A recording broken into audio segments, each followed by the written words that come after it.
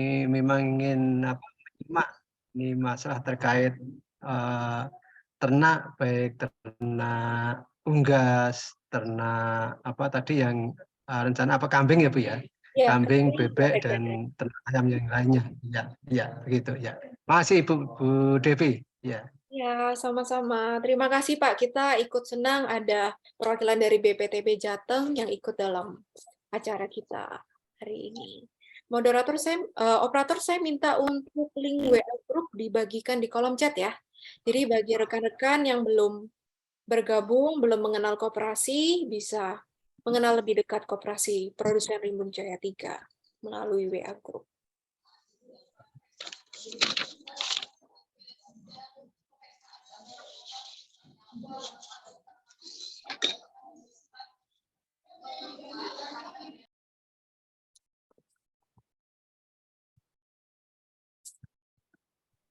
Oke, kita tunggu sebentar ya. Kita sambil menunggu narasumber, kita lanjutkan dulu sesi ramah tamahnya. Ada Pak Yudi Wijaya, Pak Widodo Vivo, kemudian Bapak Satrio Budiman. Mungkin berkenan sedikit memperkenalkan diri, asalnya dari mana, kemudian kesibukan atau pekerjaannya apa.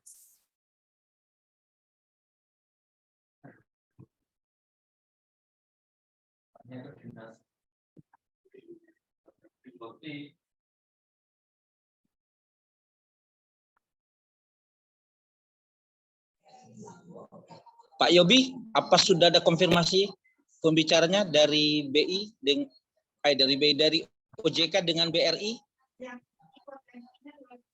Ini sudah ada konfirmasi dari Pak Rio. Ini kesulitan untuk masuk ke dalam sistem. Jadi saya lagi berupaya membantunya, Pak. Oke, baik. Terima kasih, Pak. Kita tunggu sesaat ya, sambil menunggu narasumber kita.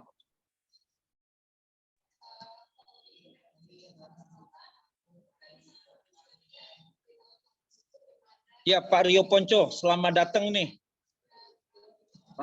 Ya, Bapak, izin tadi ada trouble teknis sedikit, ternyata R-nya kecil passwordnya ya. Di WA saya R-nya besar, jadi saya nggak bisa masuk tadi. Thank you. Ya. Selamat datang nih Pak Rio, akhirnya hadir juga di sini. Ada salam dari Pak Helmi. Ada salam dari Pak Helmi, Pak Rio. Oh, siap, ya. Ya, Bapak. Oke, selamat siang Pak Rio Ponco. Kita tunggu sebentar ya, salah satu narasumber kita dari OJK belum hadir. Kita tunggu sebentar. Ya.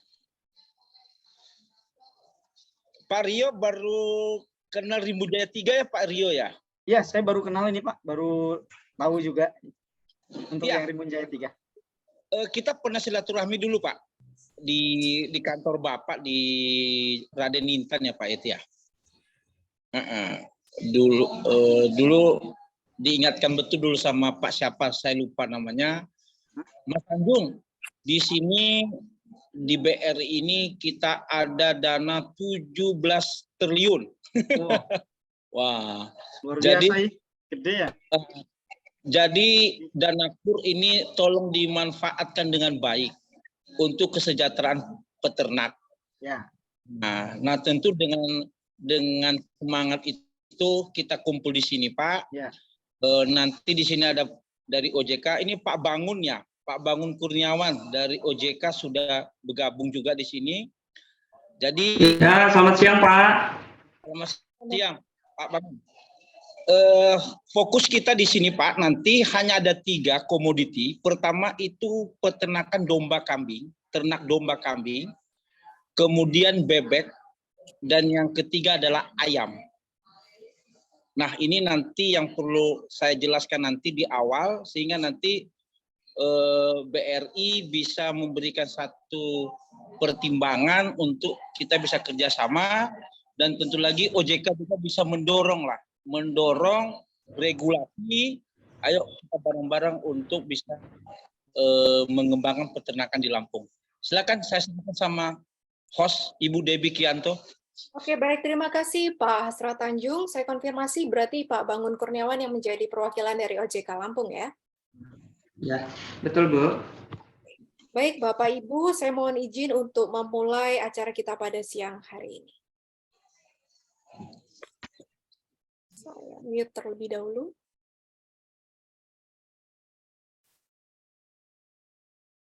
Bismillahirrahmanirrahim. Assalamualaikum warahmatullahi wabarakatuh.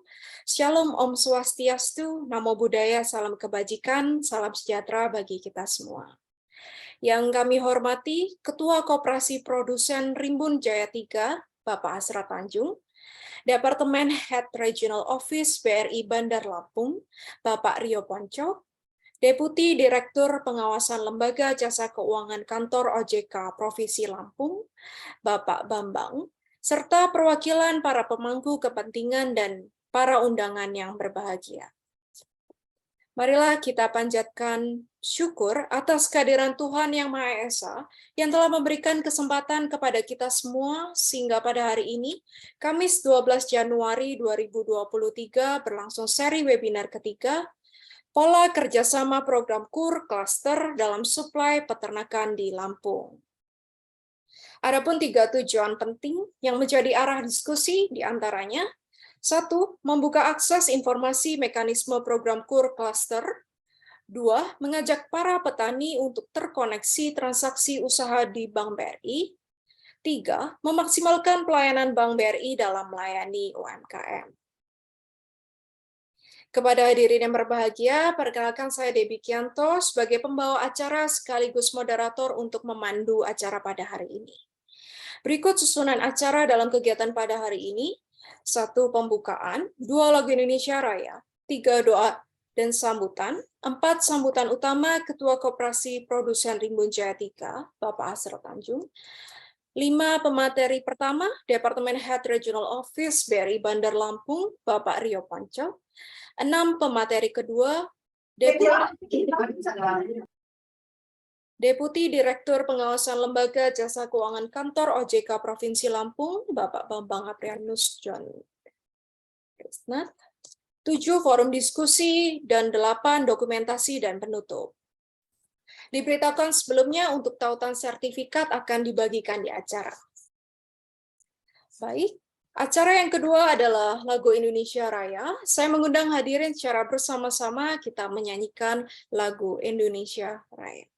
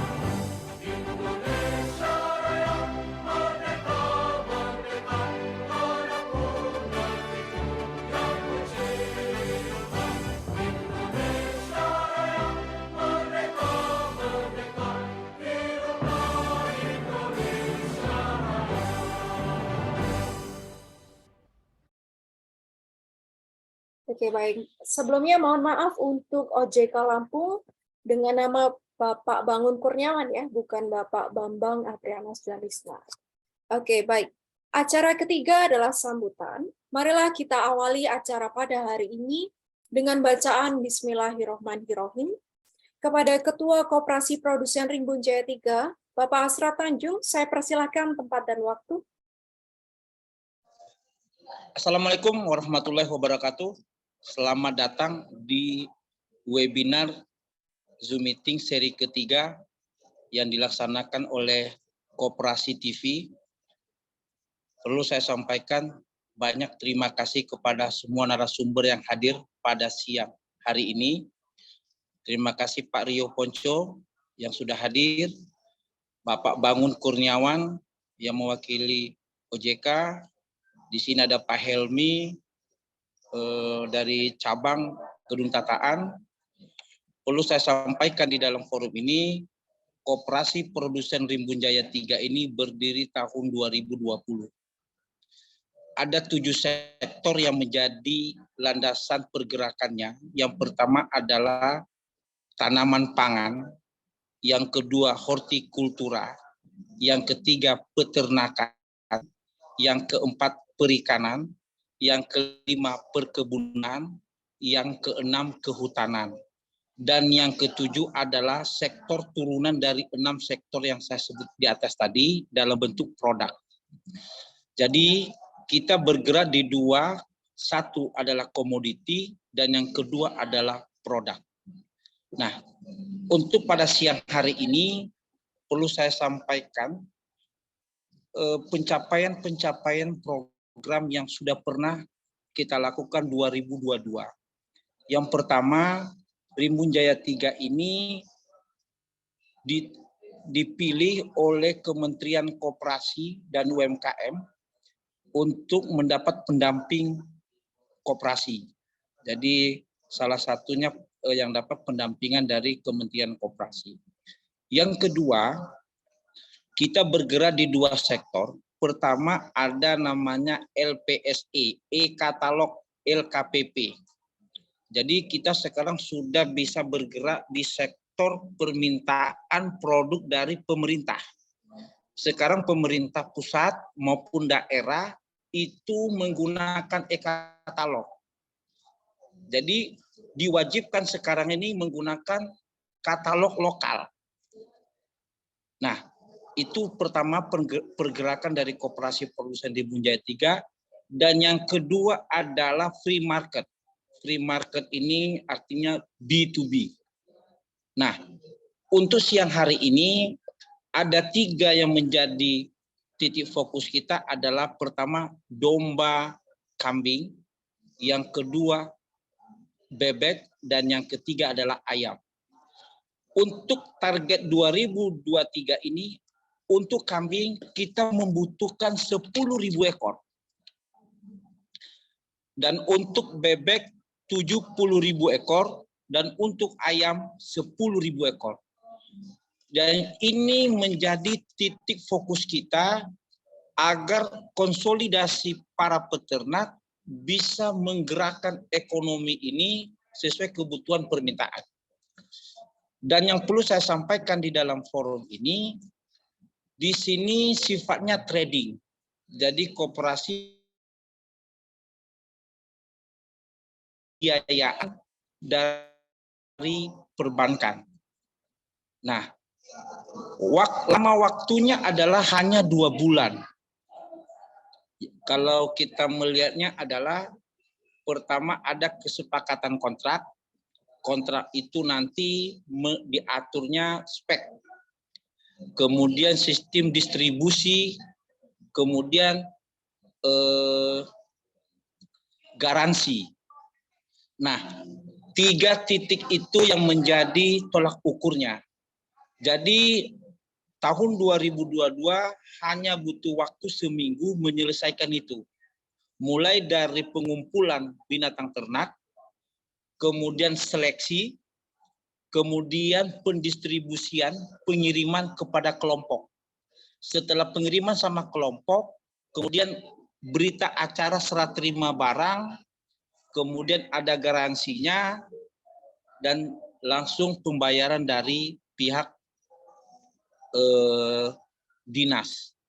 Jadi alhamdulillah kemarin kita bekerjasama dengan Dinas Lampung Timur, dan alhamdulillah permintaan itu sesuai dengan spek yang sudah mereka siapkan. Dan ini menjadi tantangan kita ke depan. Koperasi Produsen Rimbun Jaya 3 dihadirkan 15 kabupaten kota dan 1 provinsi, berarti 17. 16 ya, 15 kabupaten kota ditambah 1 provinsi, jadi 16 total. Nah, ini di e-katalognya hampir rata-rata membutuhkan kambing, baik itu kambing, baik itu bebek, maupun itu ayam. Nah, ya Pak, kemarin saya banyak diskusi dengan Pak Helmi, ini awalnya sebenarnya dengan Pak Helmi, mengenai transaksi yang terbatas, Pak. Nah, kami kemarin ketika membayar peternak, kendalanya adalah sistem keterbatasan pembayaran. Sehingga ada berapa hari baru selesai, Pak, saya membayar peternak. Tapi kan ini masalah kepercayaan. Jadi saya minta bisa dibantu dengan koperasi, dengan Bank BRI, bagaimana transaksi itu selesai 1 hari. Nah, kemarin sudah ada masukan dari Pak Helmi, ada program yang katanya 1 hari bisa transfer 5 miliar. Nah, nanti tentu ini bisa dijelaskan lebih rinci dengan koperasi supaya kepercayaan dengan peternak ini baik. Jadi apa yang perlu saya sampaikan di sini, bagaimana KUR klaster bisa menjadi solusi untuk membantu peternak dalam mendistribusikan ternak-ternak kambing, bebek, maupun ayam. Bagi peternak nanti yang mau bergabung di Rimbun Jaya 3, bisa japri admin untuk tahun 2023. Ini 2023 kita sudah bisa mulai di Maret. Perencanaannya Maret kita sudah bisa mulai. Nah, tentu menuju Maret kita konsolidasi baik itu pembiayaan maupun peternaknya. Itu aja yang perlu saya sampaikan di dalam Zoom meeting ini, webinar ini. Lebih dan kurangnya saya mohon maaf. Wabillahi taufiq wal hidayah. Wassalamualaikum warahmatullahi wabarakatuh. Terima kasih kepada Ketua Produser Rimbun Jaya 3, Bapak Asrat Tanjung atas kata sambutannya. Tadi penting disampaikan untuk mengundang para produsen, baik domba dan kambing, kemudian bebek dan ayam, untuk berkonsolidasi bersama di bawah Koperasi Produsen Rimbun Jaya 3. Selanjutnya, kepada Departemen Head Regional Office BRI Bandar Lampung, Bapak Rio Ponco, kami persilahkan tempat dan waktu. Baik, terima kasih atas waktu dan kesempatannya, Bu Debi. Pertama-tama, Assalamualaikum warahmatullahi wabarakatuh. Yang saya hormati Bapak Asrat Tanjung, kemudian di sini ada Bapak Bangun dari OJK, kemudian ada rekan saya di sini Pak Helmi juga ya, teman-teman dari BRI juga ada yang gabung, Pak Satrio dan teman-teman gitu ya, dan juga Bapak Ibu dari anggota Koperasi Rimbun Jaya ya, yang hari ini hadir dan mungkin juga hari ini berhalang hadir tapi mungkin diwakilkan oleh perwakilannya. Salawat serta salam marilah kita junjungan kepada Nabi besar Muhammad SAW yang kita tunggu syafaatnya di Yaumul Qiyamah nanti. Baik, untuk efisiensi waktu Bapak Ibu, mungkin di sini kami diminta untuk present bagaimana KUR dan skemanya gitu ya, kerjasamanya dari Pak Asrat Tanjung dan tim gitu ya, dan kemungkinan juga ada Pak Bangun di sini sebagai pengampu kami juga gitu. Dapat kami sampaikan, sebetulnya nanti coba kita refresh dulu di tahun 2022 ya, sebelum kita beranjak ke 2023. Pada dasarnya Bapak dan Ibu sekalian, boleh saya share screen ya di sini? Izin. Oke. Ya.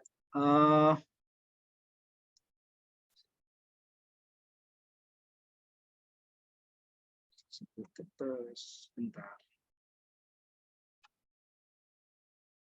Oke. Bapak dan Ibu sekalian, Pak Tanjung, kemudian Pak Bangun dan Bapak Ibu semuanya, dapat saya sampaikan di sini. Di sini ada sebuah slide yang menunjukkan dari Pak Presiden Jokowi ya, yang punya KUR-nya intinya. Karena KUR itu bukan cuma punya BRI, melainkan semua bank yang ditunjuk oleh pemerintah. Pada dasarnya KUR adalah program pemerintah Bapak Ibu sekalian. di sini kita menjembatani antara pengusaha-pengusaha yang belum bankable, tetapi dapat kita biayai. Belum bankable ini apa kriterianya, nanti kita akan coba pelajari. Jadi beliau mengatakan juga, saya titip, ya, artinya penitipan di sini ditekankan, kalau pinjam KUR, yang namanya minjem harus dibayar. Pinjam harus angsur atau membayar secara disiplin. Kalau disiplin, namanya tercatat di bank, baik, maka bisa naik pinjamannya. Artinya, ke depan kita itu berharap orang yang pinjam KUR ini pun tidak selalu pinjam KUR terus ya, melainkan coba kita naik ke komersil. Karena memang ada tahapannya dalam setiap ambang usaha, seperti itu kan, dalam range-range-nya. Orang yang harusnya dibantu oleh PKBL, mungkin orang yang dana bergulir, kemudian naik ke KUR, naik ke komersil, dan sampai dengan tingkat korporasi, mungkin seperti itu. Nah, misalnya di sini kita lihat andai-andai dari Pak Jokowi adalah orang yang pinjam 30 juta, senang dan dibawa pulang, malamnya akan mikir besok kemana. Kalau ke dealer motor ya itu salah kan, ya kan? Benar ke dealer motor jika motornya dijadikan sebagai sarana produksi. Misalnya dia sebagai tukang ojek atau apa gitu. Tapi salah jika motornya menjadi sarana konsumsi, karena KUR tidak diperkenankan untuk itu. Itu. Jadi hati-hati kebiasaan yang kita kaget melihat uang yang banyak sehingga kita bisa lakukan side streaming atau kalau kata mudahnya adalah menggunakan kredit tidak sesuai dengan apa yang diperjanjikan, seperti itu. Jadi Bapak dan Ibu sekalian, di tahun 2022 dan 2023 kemungkinan besar potensi usaha juga masih akan sama ya. Dan setidaknya menjadi ada juga perubahan. Contohnya seperti yang tadinya potensial loser di 2022 seperti tourism dan leisure ini akan bangkit kembali seiring adanya peningkatan terhadap aktivitas masyarakat dengan menurunnya status pandemi menjadi endemi. Nah, di sini kemungkinan besar 2023 juga PPKM akan dicabut oleh pemerintah. Ini masih desas-desus tapi kemungkinan besar akan dicabut. Artinya aktivitas masyarakat akan kembali normal dan masker tidak lagi menjadi satu kewajiban yang utuh, melainkan menjadi satu kesadaran yang diperlukan. Jika diperlukan untuk menggunakan masker, maka kita menggunakan masker. Namun jika tidak diperlukan menggunakan masker, maka itu menjadi pilihan kepada pribadi masing-masing. Kemudian nanti transportasi, konstruksi juga akan menggeliat. Karena kita melihat bahwasannya 2 tahun terakhir menjadi sebuah tragedi yang cukup menohok dalam perekonomian kita. Kita lihat juga akhirnya pemerintah juga berputar otak yang tadinya fokus kepada konstruksi dan manufacturing gitu kan, untuk peningkatan ekonomi secara fundamentalnya, akhirnya balik kepada sebuah tingkatan yang lebih menyentuh kepada masyarakat karena adanya pandemi, yaitu tingkat sosial, di mana bantuan-bantuan lebih banyak, bantuan bansos segala macam, dan kemudian ada bantuan upah dan sebagainya. Nah, maka potensi usaha di sini yang tetap akan menjadi usaha yang survive, otomatis tetap seperti yang akan digarap oleh teman-teman dari Rimbun Jaya, yaitu sektor pangan, sektor pertanian, sektor perdagangan, itu masih akan menjadi satu fokus yang utama. Namun mungkin perdagangan akan sedikit beralih dari konvensional trading menjadi sebuah commerce trading gitu ya. Mungkin tadi Pak Asra Tanjung tadi sampaikan bahwasannya penjualannya sudah tinggi di Lampung Timur dan sebagainya, bahkan sampai masuk ke dalam e-katalog pemerintah. Nah, itu menjadi salah satu pergeseran shifting di mana kita konvensional trading masuk ke dalam e-commerce trading, yang memang hari ini menjadi tuntutannya yang harus tetap kita ikuti bersama-sama. Artinya Bapak dan Ibu sekalian, sektor finansial di sini dalam artinya BRI dan tidak hanya BRI sendiri, melainkan seluruh bank yang ada akan mengikuti pola yang sama berdasarkan tahun berjalan. Berarti kalau misalnya 2023 adalah tahun kebangkitan, maka kita akan fokus kepada sektor-sektor yang tadinya mungkin lemah, sekarang akan menggeliat kembali setelah terjadinya pandeminya selesai, kan seperti itu. Nah, potensi menjadi winnersnya kita, artinya Pak Hasra Tanjung dan teman-teman dari Koperasi Rimbun Jaya sudah sangat benar, karena posisinya ke depan yang paling dibutuhkan selain energi adalah pangan. Jadi kita masuk ke bisnis ini sangat potensial. Itu catatan saya dari nomor 1. Kedua, kita melihat apa sih KUR itu gitu kan. Di tahun 2022 dengan Permenko nomor 1 tahun 2022 tentang KUR sendiri, itu mengatur sebetulnya KUR merupakan pembiayaan kepada individu dan atau kelompok usaha yang produktif. Artinya Pak, kalau memang nantinya ke depan Rimbun Jaya dan Koperasi Rimbun Jaya ingin membuat satu klaster peternakan, katakanlah kambing, bebek ataupun tadi yang disebutkan ayam, baik itu petelur maupun pedaging, itu boleh dan usahanya bersifat produktif dan layak. Namun belum bankable. Apa itu belum bankable? Bisa saja usahanya itu belum, orang-orang yang melakukan usaha itu belum memiliki atau belum dapat memenuhi persyaratan bank secara utuh. Salah satunya adalah memiliki agunan tambahan yang belum cukup atau punya agunan tambahan tapi tidak mengcover. Jadi bukan berarti untuk orang yang baru punya usaha bisa langsung masuk KUR, itu belum tentu karena memang diatur dengan Permenku, melainkan di sini dibilang unbankable atau belum layak bank tetapi usahanya produktif, artinya orang itu sudah punya usaha tetapi masih ada syarat yang belum cukup untuk meminjam ke bank secara komersil. Itu tujuannya apa? Tujuannya adalah menambah modal, baik itu modal kerja kalau Bapak misalnya usahanya tadi misalnya katakanlah peternakan kambing. Kalau Bapak membuka kandang atau perluasan kandang itu lebih kepada sifat investasi. Kalau Bapak untuk beli pakannya penggemukan ataupun beli pakan untuk jagung dan sebagainya untuk keperluan penggemukan ataupun petelur ayam itu, nah itu adalah modal kerja. Artinya pada dasarnya kegunaannya adalah untuk peningkatan produktivitas usaha yang secara skim terhadap secara pembayarannya pun bisa diatur sebagaimana cash flow Bapak dan Ibu sekalian. Nah, siapa saja sih yang boleh menikmati KUR-nya BRI atau KUR secara umum? Pada dasarnya sama BRI maupun bank yang lainnya, yaitu adalah pertama, kalau di 2022, garis bawahi Bapak Ibu yang saya sampaikan, kalau di 2022, debitur KUR existing ataupun yang tidak sedang menerima kredit pembiayaan selain KPR dan KKB. Nah, di 2023 sepertinya akan ada perubahan, namun Permenko-nya belum keluar, tapi bocoran sedikit yang dapat kami sampaikan, agak sedikit skupnya lebih kecil lagi, di mana sasaran KUR yang di tahun 2023 skupnya mengecil kepada orang yang belum pernah mendapatkan kredit komersil dari bank. Nah, artinya kalau misalnya katakanlah Pak Hasrat Tanjung sudah pernah mendapatkan kredit komersil di Bank Mega, kemudian kalau tahun ini misalnya di Bank Mega itu lunas, kemudian daftar KUR di BRI, bisa, itu tahun 2022. Di 2023 tidak akan bisa. Karena apa? Pak Hasrat Tanjung dan tim misalnya pernah menerima kredit yang sifatnya komersil. Dan itu tercatat di sliknya OJK, itu kelihatan kreditnya itu komersil atau kreditnya masih bersifat subsidized loan gitu ya. Nah, artinya kalau kemarin tidak sedang menerima, kalau besok ini kemungkinan besar di Permenko yang baru tidak pernah menerima. Artinya kalau sudah pernah menerima tidak bisa. Artinya KUR ini difokuskan kepada mereka yang benar-benar fokus terhadap usahanya, bukan untuk mengalihkan suku bunga yang lebih kecil dari pinjaman yang sebelumnya. Ya. Dan sektor usaha yang dibiayai sangat kompatibel dengan usaha teman-teman atau Bapak Ibu yang ada di Rimbun Jaya, yaitu pertanian, perikanan. Industri pengolahan juga ada di sini, konstruksi, pertambangan tadi kan ada usaha turunannya ya. Bisa saja turunannya adalah industri pengolahan ayam, industri pengolahan tanaman hortikultura dan sebagainya. Nah, artinya masuk untuk tahun ketentuan di 2022. Nah, di 2023 apakah ada?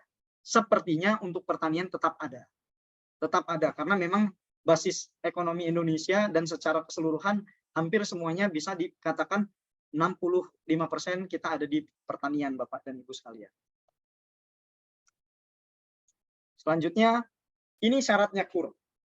Jadi KUR itu dibagi 3 dan Bapak dan Ibu sekalian. KUR ini kita dibagi 3. Yang pertama plafon sampai dengan 10 juta itu namanya KUR super mikro. Ini berdasarkan Permenko tahun 2022. Mungkin mudah-mudahan tidak ada perubahan, semoga ya tetap seperti ini gitu. Paling tidak yang perubahannya hanya tadi yang tidak pernah menikmati kredit komersil. Jadi sampai dengan 10 juta itu namanya KUR super mikro. Suku bunganya sama, efektif 6% per tahun. Kemudian jangka waktunya maksimal 3 tahun. Kalau dia KI, seperti buat kandang dan sebagainya tadi, karena memang lebih membutuhkan sesuatu yang besar dan pengembalian yang agak sedikit tidak selancar yang KMK, maka kita akan mengikuti proses cash flow-nya sehingga bisa maksimal 5 tahun. Lama usahanya untuk yang kur super mikro itu tidak ada batasan minimal waktu pendirian usahanya. Dalam hal calon debitur itu waktu usahanya kurang dari 6 bulan pun itu sudah harus memenuhi salah satu syarat sebagai berikut. Gitu ya. Kurang dari 6 bulan. Pertama, pernah mengikuti pendampingan, misalnya klasternya Pak Asrat Tanjung di Koperasi Rimbun Jaya ini menjadi salah satu anggota klasternya BRI misalnya kan. Nah, itu mengikuti pendampingan dari BRI, pelatihan kewirausahaan, tergabung dalam kelompok usaha, memiliki anggota keluarga yang punya usaha produktif dan layak, ya itu bisa. Nah, tapi kalau untuk super mikro yang di atas 10 juta sampai dengan 100, itu memang rigid, minimal 6 bulan dibuktikan dengan surat keterangan usaha dari minimal kelurahan. Nah, untuk dokumennya pun, kalau yang super mikro, itu surat keterangan usaha cukup di kelurahan RT RW, kemudian menyebutkan jenis usaha dan lama usaha. Syukur-syukur kalau punya NIB, tapi kalau belum punya ya cukup di surat keterangan usaha tadi disertakan dari kelurahan. Agunan tidak ada, kur tidak boleh ada agunan. Bahkan kemungkinan di 2023 terstate di situ. Bank tidak diperkenankan atau sama sekali tidak boleh untuk meminta agunan tambahan. Demikian ya Bapak Ibu. Kemudian kita beranjak ke super mikro. Oh ya, sebelum kita beranjak ke super mikro, di kur super mikro ini di mana? Bapak Ibu nggak perlu datang ke BRI unit. Bapak Ibu bisa saja datang-datang ke agen briling, nanti tetap yang akan menindaklanjuti adalah teman-teman mantri atau teman-teman marketing BRI unitnya. Kemudian kalau super mikro, boleh Bapak Ibu datang ke BRI unit. Di sini permintaan untuk plafon di atas 10 sampai dengan 100 juta, tetapi berdasarkan kebutuhan kita hitungnya. Misal kalau di luar sektor produksi maka akan diakumulasi plafonnya maksimal sampai dengan 200 juta. Nah, KMK 3 tahun waktunya, KI juga 5 tahun. Nah, yang berbeda antara kur super mikro dengan kur mikro adalah batas usia minimal dari sebuah usaha yang baru. Kalau misalnya batas usianya belum sampai 6 bulan, kemungkinan besar Bapak Ibu akan digeser ke kur super mikro. Kemudian dilihat apakah 4 syaratnya tadi memenuhi. Tapi kalau kur mikro, ini usaha sudah sampai 6 bulan, dan Bapak Ibu sudah katakan usahanya itu sudah lamsam, lancar gitu ya, maka Bapak Ibu cukup pakai identitas IKTP, atau kalau nggak punya IKTP, surat keterangan KTP, kemudian harus ada KK, dan akta nikah buat mereka yang sudah menikah, atau fotokopi buku nikah, kan seperti itu. Kemudian kalau Bapak Ibu sudah punya IUMK, boleh pakai IUMK, kemudian kalau belum, kita bisa digantikan dengan surat keterangan usaha dari kelurahan, dan surat keterangan domisili jika domisili usaha jika misalnya NIB-nya belum ada, seperti itu. Kemudian, berikutnya kita masuk ke kur kecil di mana di atas 100 sampai 500 juta. Sepertinya ini tetap sama di plafon 2023 juga. Nah, inilah yang akan diprakarsa oleh Pak Helmi. Karena Pak Helmi sifatnya KCP yang lebih besar dari BRI unit. Keputusan dan kewenangan Pak Helmi bisa sampai dengan 500 juta. Di sini bahkan saya Pak Helmi sudah hadir. Artinya kalau misalnya Bapak Ibu membutuhkan memang kur kecil ini di atas 100 juta, kurnya yang di atas 100 juta, silakan hubungi Pak Helmi di Kecamatan Gedong Tataan, di depan ini SMA Tataan ya ininya, persis di depan Jalan Simpang SMA Tataan kantornya. Jadi kalau yang BRI unit Tataan itu dekat pasar ya kan, di samping Telkom kalau nggak salah. Kalau yang di Pak Helmi agak kesini dikit sebelum kuburan, sebelum Kompi, kalau ke arah Karang itu kan seperti itu. Jadi di sini Pak Helmi dan tim bisa melayani Bapak Ibu yang melakukan permohonan kur di atas 100 sampai dengan 500 juta. Efektif bunganya sama, baik kur super mikro maupun kur kecil. Kemudian untuk KMK agak sedikit panjang sedikit, yaitu bisa sampai 6 tahun, sedangkan untuk KI-nya tetap ada di 5 tahun. Minimal usahanya lamanya juga sama, yaitu 6 bulan, dan terkait dokumennya agak sedikit lengkap di sini. Dia minta identitas seperti EKTP, surat keterangan, KK, dan akta nikah buat yang menikah, dan situ TDP NPWP. Nah, bagi mereka yang usaha-usaha terkini, ya kayak CV dan sebagainya, itu biasanya masuknya kepada NIB yang sekarang sudah terkini kan ada disatukan kan, intinya seperti itu. Nah, plafonnya di atas 100 juta. Jadi kalau untuk yang kur kecil, agunan tambahannya ini adjustment pemutus. Begitu Pak Helmi membutuhkan agunan, silakan. Dan di sini memang diatur untuk plafon di atas 100 juta itu adjustment pemutus. Seperti itu.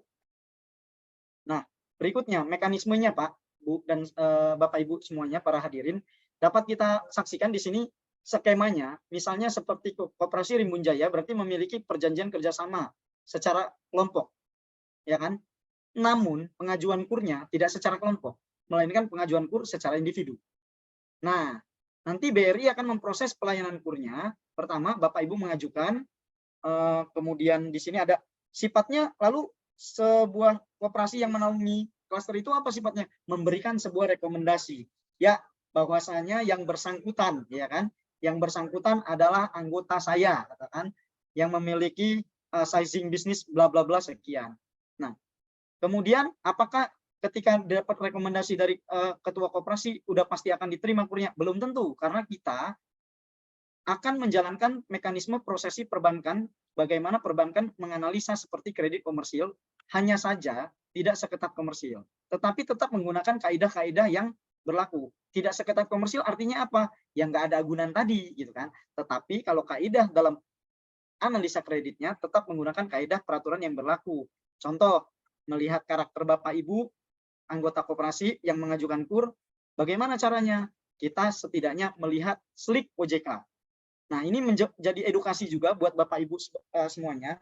Terkadang ini Bapak Ibu tidak menyadari, beli gayung di Shopee misalnya, adalah saya case di salah satu calon debitur kami gitu ya. Beli di Shopee gayung hanya sebesar 9.000, menggunakan fasilitas pay later dan tidak dibayar. Akhirnya apa? Slip OJK-nya merah. Padahal hanya berapa? Hanya Rp9.000. Nah, maka perlu kami himbau kepada Bapak dan Ibu sekalian peserta meeting agar bijak dalam berperilaku ekonomi. Dalam konteks apa? Pinjam meminjam kredit.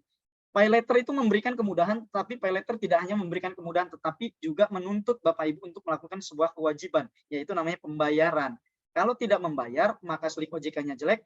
Nanti tidak hanya BRI yang mengartikan bahwasannya Bapak Ibu tidak memiliki karakter yang baik, melainkan seluruh bank sepertinya akan memiliki judgement dan memiliki sebuah asumsi yang sama bahwasannya ketika orang tidak membayar hutang dan terekam di slip OJK, itu menjadi salah satu catatan nilai buruk untuk Bapak Ibu bisa tertolak pengajuan kreditnya untuk mengajukan kredit yang lebih produktif dari sekedar pay letter.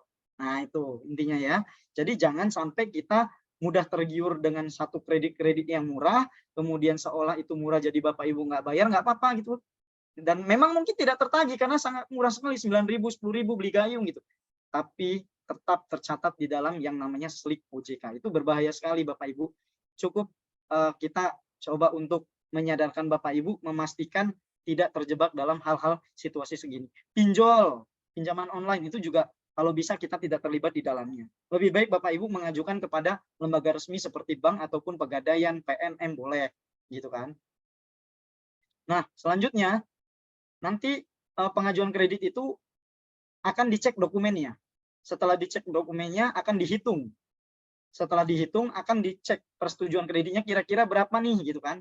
Nah, biasanya kalau Bapak Ibu pertanian akan dicek luas lahannya. Kami punya hitungan standar pertanian, luas lahan berapa, akan dapat berapa, komoditinya apa.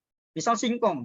Singkong itu 1 hektar kita akan kasih tidak lebih daripada 9 juta kalau Bapak Ibu lahan sendiri. Tapi kalau misalnya Bapak Ibu lahannya sewa, mungkin akan kita perhitungkan lebih, bisa 10-11 juta. Pada saat Bapak Ibu panen, itu selama katakan singkong itu 9 bulan katakan ya. Selama 9 bulan Bapak Ibu tidak akan kita minta angsuran, tapi pada saat panen itu langsung kita minta plus bunganya. Jadi 9 juta plus 6%, dibagi berapa bulan? Dibagi 9/12 dikali 6% dikali jumlah plafon. Nah, sebegitulah bunganya ditambah dengan pokoknya sehingga sisanya punya Bapak Ibu dari 25 juta tadi. Seperti itu. Jadi kita kalau misalnya pertanian lebih banyak nen-yar atau panen bayar atau kita katakanlah musiman. Nah, seperti itu. Tapi kalau Bapak Ibu adalah warung, perdagangan yang ada cash flow-nya setiap hari, kita akan mekanismenya bulanan. Seperti itu. Nanti kita sesuaikan dengan bagaimana kebutuhan Bapak Ibu. Misalnya tadi ayam, berapakah ayam ini kalau misalnya pedaging berapa hari, kemudian atau berapa bulan. Kalau petelur dia berapa bulan. Jadi bisa kita hitung nanti mekanisme pembayarannya, tidak memberatkan. Kita sesuaikan dengan mekanisme cash flow ataupun aliran kas, aliran dana, keluar uang masuk dari yang dimiliki oleh Bapak Ibu selaku anggota koperasi Rimbun Jaya. Selanjutnya, nah ini penyaluran KUR Provinsi Lampung ya. Jadi ini saya masih data yang lama. Sebetulnya kalau yang aslinya, kalau Lampung itu totalnya 6 triliun. Jadi 6 triliun itu fokus di produksi dan di dalamnya paling banyak adalah, sebentar saya mungkin agak lebih spesifik datanya di sini. Nah jadi dari Lampung sendiri itu pertanian, dari total 6,2 triliun itu 4,7 sampai 30 Desember ini. 4,7 triliun ini pertanian dalam arti luas, di dalamnya termasuk adalah peternakan. Kemudian kalau perikanan kita sendirikan di sini ada sekitar 142 miliar. Ini terdiri dari ikan tangkap dan juga ikan budidaya, baik yang di darat seperti itu. Jadi nelayan juga kita tetap kasih Bapak Ibu seperti itu. Di sini kita lihat. Lampung sendiri contohnya, kalau kita lihat berdasarkan sebaran kabupaten kota di sini, Lampung ini paling banyak tersedap di Lampung Tengah, di mana Lampung Tengah menyerap untuk pertaniannya itu sekitar 1,2 triliun. Dan ini rata-rata komoditasnya singkong, Pak Asrat dan Pak Bangun dan Bapak Ibu serta sekalian. Singkong, kemudian ada penggemukan sapi, kemudian juga kalau misalnya kita lihat yang ada di Liwa di sini memang tidak terlalu banyak ya. Untuk Lampung Barat ada 290 miliar, tetapi ini biasanya akan cair di tengah-tengah tahun, yaitu pada saat panen kopi. Pada saat panen kopi mereka akan membutuhkan untuk pengobatan dan pembiayaan untuk pemupukan. Nah, itu baru kita akan lempar lagi mekanisme pinjamannya. Bagaimana mekanisme pembayarannya? Seperti yang saya katakan tadi, saat panen baru bayar. Pada saat belum panen, ya nggak bayar. Nah, seperti itu. Tapi bukan berarti boleh nggak bayar, enggak. Tapi pada saat panen, Bapak Ibu setor tabungan, tabungannya di store, maka langsung kita akan potong. Seperti itu. Oke, baik. Pak Rio Ponco, mohon maaf karena kita berbagi waktu dengan OJK Lampung, sisa waktu 5 menit ya Pak. Ya, udah mau habis juga kok Mbak. Jadi itu. Jadi dapat kami sampaikan Bapak Ibu, terkait yang tahun 2022 ini sudah lewat. Nah, untuk KUR 2023 Pak Asrat Tanjung dan Bapak Ibu anggota koperasi Rimbun Jaya, dapat saya sampaikan ini belum diketok palu, sehingga kami juga belum bisa jualan. Mengapa demikian? Tadi KUR tadi bukan produknya BRI, Pak. KUR adalah produknya dari Kemenko Perekonomian yang disahkan oleh Pak Jokowi. Kalau misalnya DPR sama pemerintah sudah setuju, Permenkonya terbit, kemudian suku bunganya udah ditentukan, nah baru kita bisa jualan. Nah, jualan itu pun bukan kita di drop dari APBN, terus gitu di drop. Ini KUR-nya BRI, tolong ini dikasih duit, enggak. Tapi duitnya Pak Asrat Tanjung, kemudian duitnya Pak Bangun yang di BRI, duit Mbak Debi, itu kita putar. Lalu bagaimana BRI bisa untung? Nah, BRI bisa untung karena posisinya memang Bapak Ibu bayarnya 6%, tetapi ada subsidi di dalamnya, negara akan membayarkan subsidinya sesuai bunga komersil. Jadi artinya ketika Bapak Ibu tidak bayar pun BRI akan kena ruginya. Kenapa? Walaupun KUR itu dijamin oleh pemerintah lewat Askrindo atau Jamkrindo, misalnya katakanlah Pak Ponco selaku peternak kambing pinjam KUR 10 juta, kemudian karena ada penyakit kambingnya mati ceritanya, kita kan bingung kan kalau udah seperti ini bayarnya, apa yang terjadi? Ya memang Pak Ponco mungkin akan rusak namanya dalam konteks pencatatan selip OJK, namun kreditnya Bank BRI akan balik dibayarin oleh Jamkrindo sebesar 70% dari total plafon yang terhutang. 30%-nya ditanggung oleh BRI. Artinya seperti itu. Memang sangat memudahkan, makanya nggak perlu ada jaminan. Nah, dalam hal ini bukan berarti tidak dibayar, Bapak Ibu silahkan tetap. Begitu adanya terhutang, maka tetap akan ada tagihan. Intinya seperti itu. Kemudian kalau apakah KUR itu boleh untuk lembaga? Saat ini Permenko 2022 dan 2023 belum terbit mengatur yang 2022 KUR itu hanya untuk individu. Kalaupun memang clustering seperti Rimbun Jaya ini akan kerjasama, kita kerjasama secara clustering Rimbun Jaya. Tetapi siapa yang akan mengajukan adalah anggota Rimbun Jaya tadi per KTP, bukan berdasarkan SK dari pendirian Rimbun Jaya, bukan. Jadi seperti itu. Jadi tetap kepada individu yang memiliki KTP kewarganegaraan Indonesia ataupun yang memang disahkan misalnya orang luar negeri yang sudah tinggal tetap karena kita satu kitab kan gitu. Jadi begitu ya Pak. Saya rasa cukup jelas dan nanti kita tunggulah yang 2023 ini Permenkonya seperti apa, karena sampai dengan tanggal 12 ini BRI belum jualan KUR karena memang apa? Karena memang ketentuannya belum diketok palu oleh pemerintah. Demikian penjelasan dari saya, kurang dan lebihnya saya mohon maaf. Terima kasih. Billahi taufik walhidayah. Wassalamualaikum warahmatullahi wabarakatuh. Baik, luar biasa Pak Rio Ponco, luar biasa, sangat deskriptif, sangat jelas, termasuk angka-angka yang sudah diberikannya. Ada komentar dari Pak Asrat ya, katanya sangat menarik. Oke, kita lanjutkan ke Deputi Direktur Pengawasan Lembaga Jasa Keuangan Kantor OJK Provinsi Lampung. Di sini ada perwakilan dari Bapak Bangun Kurniawan. Saya langsung persilahkan. Ya, terima kasih Ibu Moderator. Saya bisa screen ini nggak ya? Screen ya? Share screen? Iya, bisa Pak. Sudah bisa ya?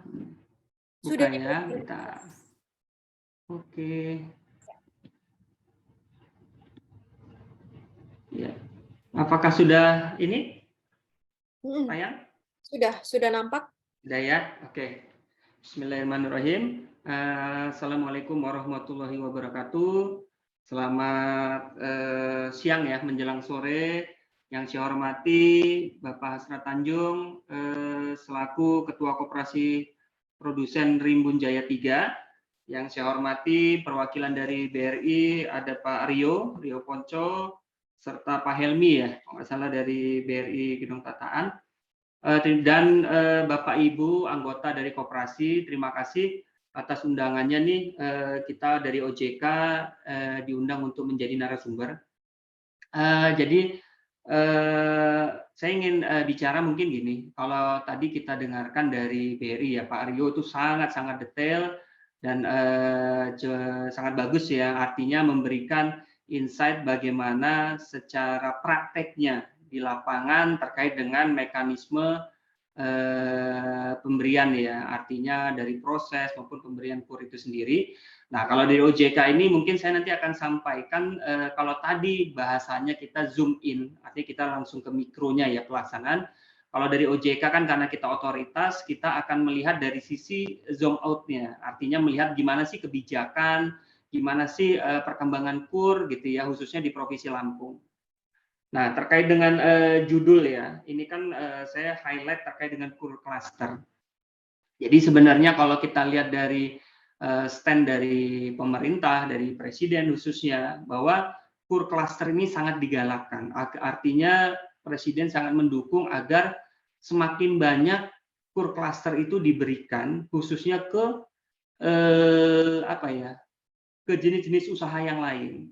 Karena dinilai selama ini yang di hortikultura maupun di kopi gitu ya, khususnya di Lampung juga ada tuh ya kopi, itu sangat sangat baik jalannya dan juga artinya sangat berkembang, membantu UMKM untuk berkembang ya. Kenapa KUR cluster itu berkembang? Karena kalau dilihat secara pelaksanaannya, karena KUR cluster itu punya kelebihan, yaitu yang pertama kalau dalam kerjasamanya itu kadang ada off-taker-nya gitu ya, yang langsung membeli. Dan yang kedua juga karena prosesnya itu dari hulu ke hilir prosesnya. Nah itu yang memberikan keyakinan kepada bank dalam memberikan pinjaman ya, artinya penyaluran KUR. Oke, saya mungkin ingin menyampaikan yang pertama ini saya slideshow ya. Nah, ini mungkin saya akan sampaikan ini terkait dengan bagaimana sih perkembangan KUR di Provinsi Lampung itu sendiri, terus bagaimana kredit KUR itu juga per sektor, per skim, terus sebaran penyaluran KUR di daerah itu, daerah mana sih di Lampung yang sangat banyak gitu ya, artinya potensinya cukup baik gitu ya. Dan mungkin yang terakhir sedikit saya akan melihat, kita mungkin bisa melihat di generic model KUR cluster yang sudah berjalan di Lampung ya, yang kalau kita lihat selama ini adalah KUR di bidang yang di pertanian. Nah, Ini Bapak dan Ibu, kalau saya sampaikan terkait dengan gimana sih perkembangan KUR ya, posisi November ya. Kita ngambil posisi November karena posisi Desember sedang kami kolek dari bank-bank penyalur KUR. Kalau di Lampung ini ada 7 ya, ada 7 bank penyalur KUR, salah satunya adalah BRI. Dan BRI merupakan salah satu pemain utama ya di penyaluran KUR di Provinsi Lampung. Kalau kita lihat Bapak Ibu, dari 2020, 2021, 2022 di sini, kita lihat bagaimana sebenarnya target KUR di Lampung itu selalu naik ya. Artinya diberikan kuota yang naik terus, artinya untuk ke UMKM. Coba kita lihat di 2020 5,3 T, naik jadi 7,42, dan di 2022 itu naik menjadi 10,90 ya. Nah, bagaimana sih penyerapannya industri menyalurkan? Nah, itu sangat baik. Karena kita lihat di sini realisasinya di 2020 dari target 5,33, kita lihat itu bank perbankan di Lampung tuh malah bisa mengucurkan 5,55 T, artinya pencapaiannya 104%, 2021 tercapai 115% gitu ya. Dan posisi November sampai dengan posisi November itu udah 10,65 T yang disalurkan oleh industri khususnya perbankan di Lampung, artinya sudah 97,72%. Nah, ini artinya apa? Artinya kalau kita lihat perbankan di Provinsi Lampung ini sangat baik dan mendukung atas penyerapan dari program dari pemerintah ya, artinya KUR itu sendiri. Nah, kalau kita lihat di sini, Bapak dan Ibu, bank mana yang paling banyak menyalurkan KUR? Tentu saja kalau sampai saat ini adalah BRI ya. Kita lihat malah udah lebih nih ya posisi November. Mohon maaf Pak, bangun slide-nya belum bergerak ya? Memang di satu ini baru di sini Mbak ya. Oh oke, baik. Di infografis kelihatan? Di tempat saya belum bergerak, masih di halaman utama. Oke, belum bergerak ya? Iya. Bisanya udah berubah nih. Belum bergerak ya? Iya, oke. Atau mungkin mau dicoba dilepas dulu share screen-nya, kemudian dicoba lagi. Oke, bentar ya. Siap. Saya stop.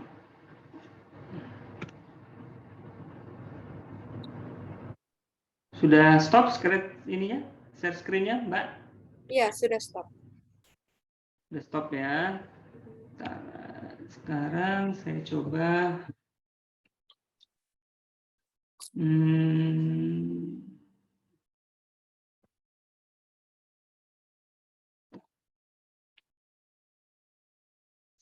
screen lagi.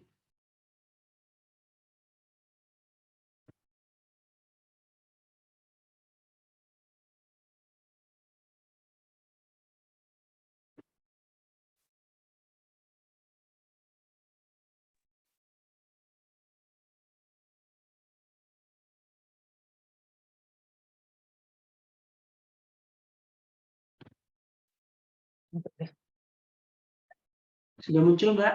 Iya, sudah nampak ini di infografis. Terima kasih Pak Bangun.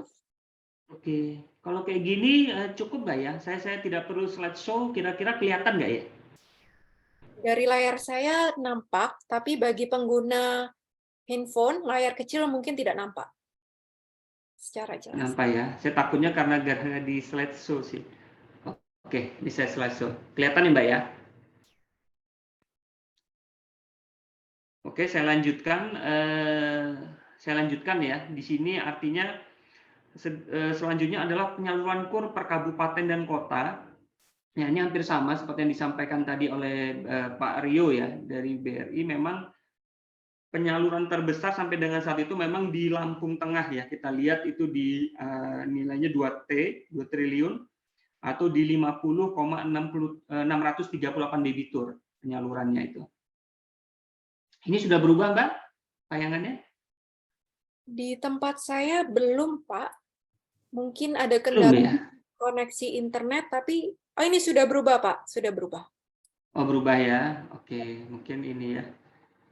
Ya, mungkin ini Bapak dan Ibu dapat saya sampaikan. Tadi saya sampaikan kan 7 bank penyalur KUR di Lampung. Kalau kita lihat itu dari BRI gitu ya, ada BPD Lampung, BRI, Bank Mandiri, BTN, BNI, Sinarmas dan BSI ya, atau dulunya BSM. Nah ini kita lihat tadi terkait dengan target di 2022 itu di 10,90 T.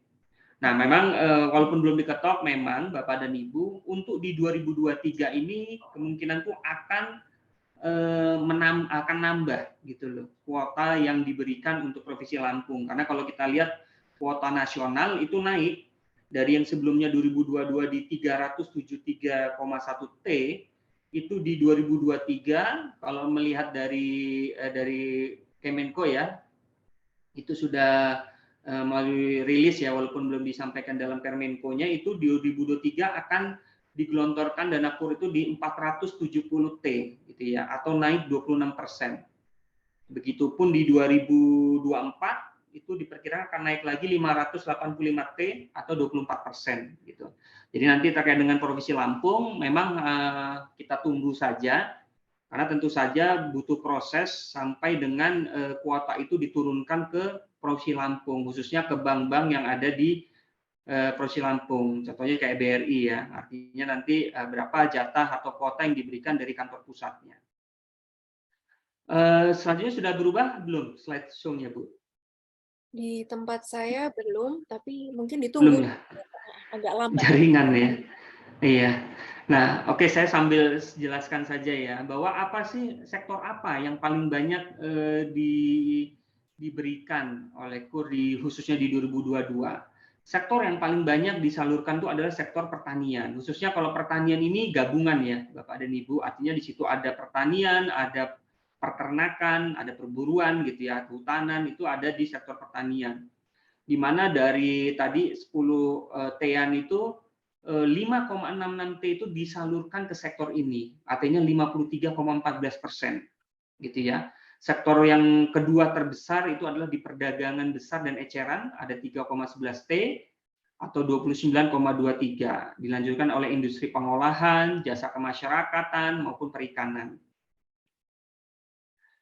Sedangkan kalau dari skim, tadi mungkin sudah disampaikan ya oleh Pak Rio, skim-skim yang ada di KUR ya, dari mikro, kecil atau retail, TKI, super mikro. Sampai saat ini yang banyak disalurkan adalah di skim mikro ya. Ya, dengan akad itu kita lihat 7,88 T atau 73,99% itu pemberian KUR di sektor mikro yang disalurkan. Nah ini per wilayah. Kalau dari per wilayah tadi yang saya sampaikan bahwa wilayah atau kabupaten yang terbesar diberikan KUR itu adalah di Lampung Tengah atau 18,74% gitu ya. Ada 50.638 debitur. Yang diikuti kedua itu di Lampung Selatan, dilanjutkan oleh Kota Bandar Lampung, Lampung Timur, dan Pringsewu. Memang yang kita lihat rata-rata ini adalah di sektor kuat di sektor pertanian, Pak ya, sektor pertanian, kehutanan maupun juga di peternakan ya. Nah, ini mungkin yang dapat saya sampaikan adalah terkait dengan upaya-upaya apa saja sih yang dilakukan oleh khususnya OJK ya.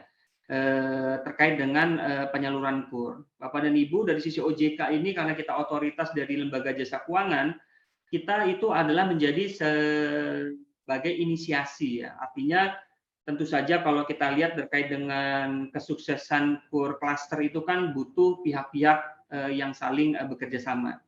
Yaitu dari sisi kita lihat adalah dari sisi UMKM-nya itu sendiri, nanti kita adalah dari sisi Lembaga Jasa Keuangan, maupun dari sisi nanti pemerintah ya. Jadi tripartit itu, tiga itu yang menjadi poin penting bagaimana suksesnya nanti KUR klaster itu diberikan. Nah ini saya mungkin akan melihat terkait dengan generik model pembiayaan KUR di khususnya di sektor pertanian ya. Kalau kita lihat di kartu petani berjaya yang sudah berjalan, mungkin nanti di sini saya akan menyampaikan terkait dengan bagaimana sih mekanisme dari KUR klaster itu sendiri. Kalau tadi yang disampaikan dari BRI kan adalah terkait dengan mekanisme, tadi udah sangat jelas ya, artinya menyalurkan bagaimana yang dimaksud dengan klaster itu tetap yang mengajukan individu.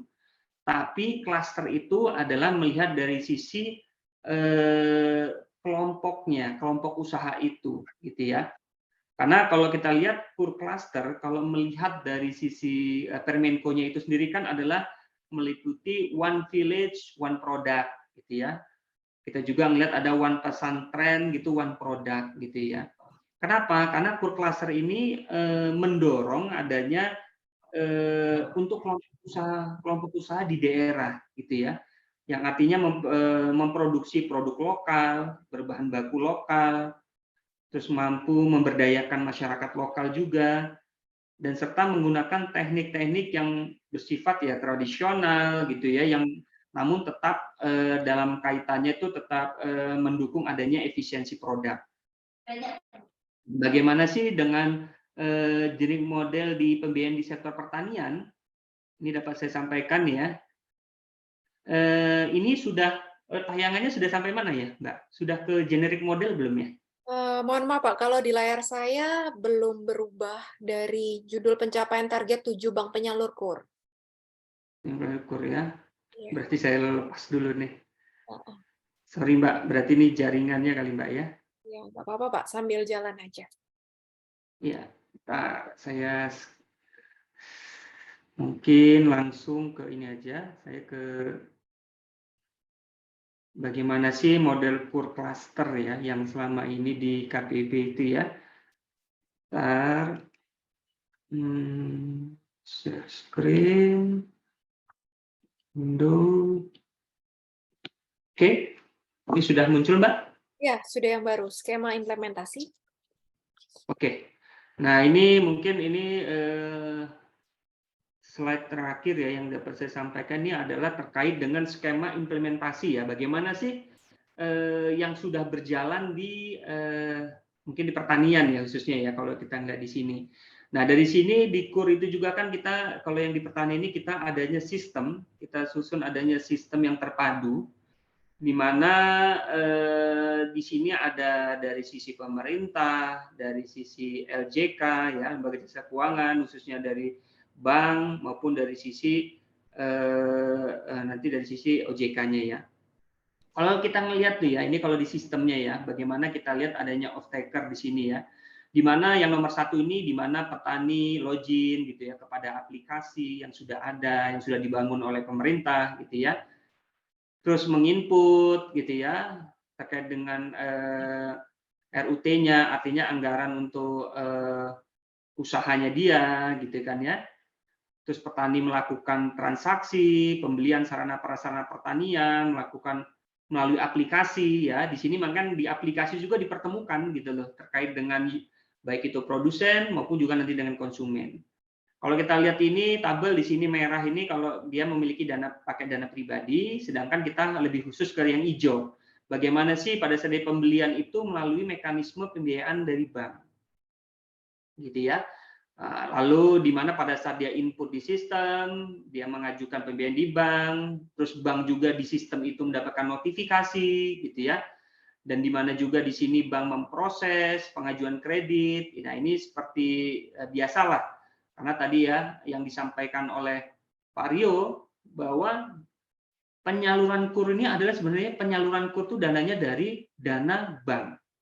Ya, yang dimaksud dana KUR ini adalah subsidi bunganya, Bapak dan Ibu ya. Jadi tadi kalau ada potensi kerugian, ya potensi kerugian sebenarnya adalah di banknya itu sendiri.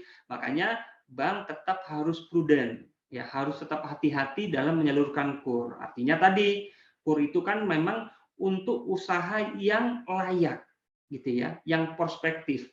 Namun yang dinilai belum bankable. Nah, itu kuncinya itu ya.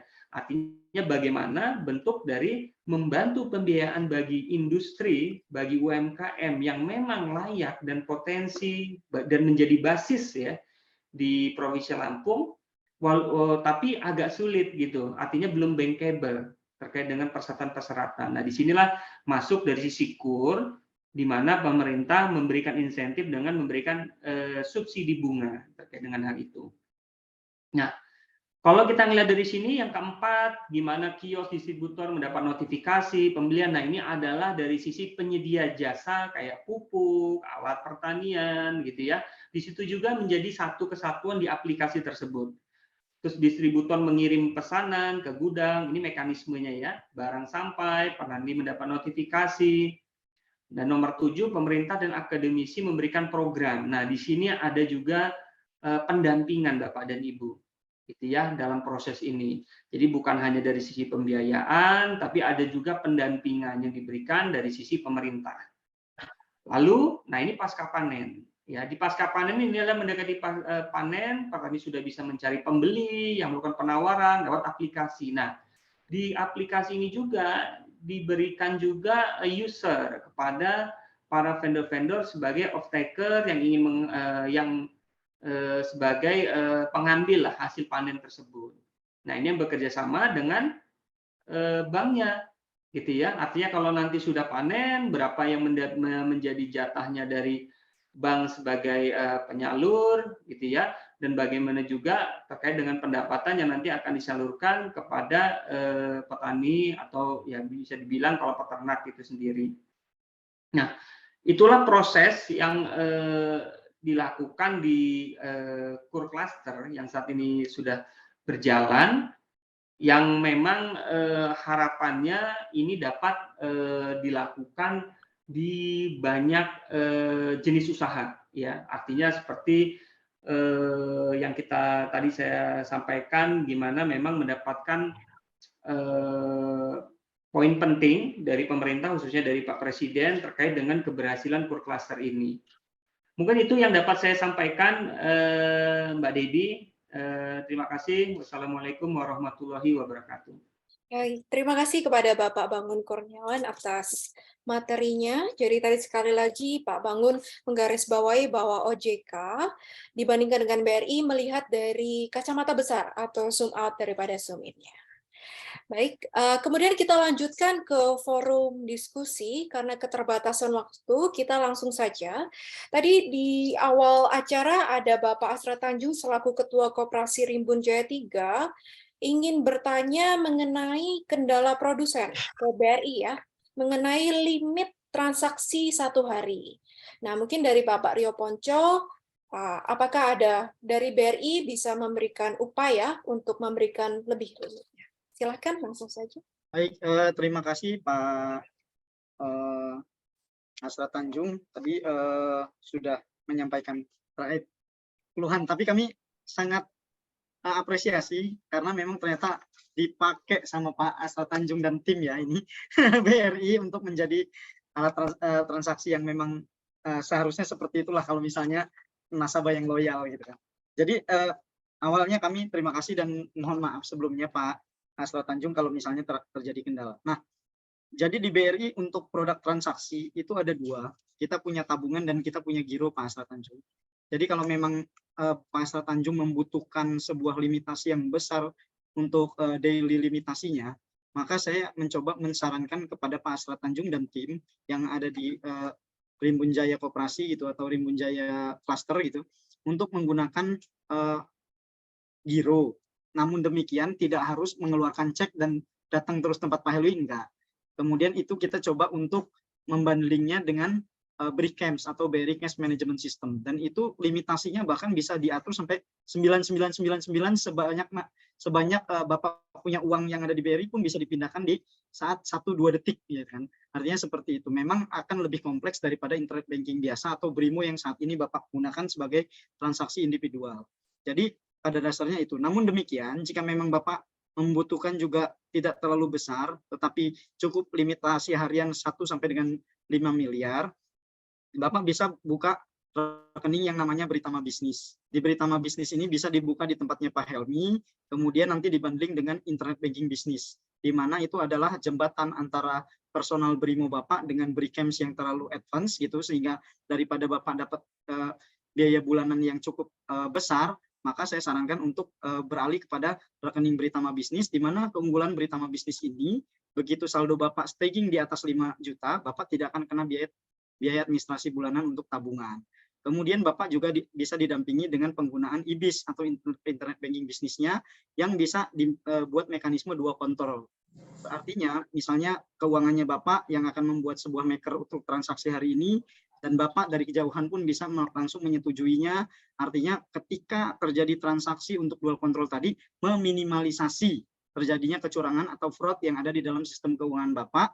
Namun demikian jika tetap itu terjadi berarti pelakunya 2 orang. Sudah ketahuan gitu ya. Nah, itu saya rasa untuk scoop Bapak bisa pakai Giro dengan Bricams ataupun menggunakan Britama Bisnis dengan IBIS. Nanti bisa konsultasi sama Pak Helmi dalam pembukanya, atau bahkan mungkin Pak Helmi yang datang ke tempat Bapak, sebagaimana BRI memiliki prinsip customer centric ya kan. Ya Pak Helmi ya, jangan Bapak yang ke kantor karena Bapak yang butuh nasabah kan gitu kan. Siap. Gitu. Nah, mungkin itu bisa menjawab Bu Debi untuk masalah terkait keluhan yang tadi disampaikan oleh Pak Asrat Tanjung. Namun keluhan ini bersifat membangun menurut saya untuk BRI supaya bisa memastikan kepada kebutuhan nasabahnya bisa teridentifikasi secara rigid lagi. Terima kasih. Ya, terima kasih Pak Rio Ponco. Mungkin tadi karena sedikit menyinggung Bapak Helmi ya, yang lebih kapasitas untuk kapasitas koperasi produsen, mau sedikit memberikan 1-2 patah kalimat untuk mengkonfirmasi program dari BRI itu. Terima kasih Mbak Debbie.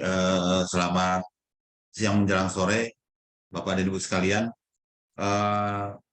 Mungkin saya sudah pernah berkunjung ke Koperasi Rimbun Jaya ya, dan langsung bertemu dengan Pak Asrat Tanjung ya. Di situ ya kami menawarkan bagaimana transaksi ada kendala pada saat Pak Asrat Tanjung ingin melakukan pembayaran kepada buyer atau kepada supplier. Nah, dengan produk kami IBIS saja lah yang limitnya mungkin masih 51 sampai lain 5M dan gratis. Di situ cukup dari rumah, dari jalan, atau dari tidak perlu datang ke bank, yang penting ada dana cukup di rekening tersebut, ya teman-teman pelaku usaha bisa melakukan transaksi, jadi tidak perlu datang ke bank.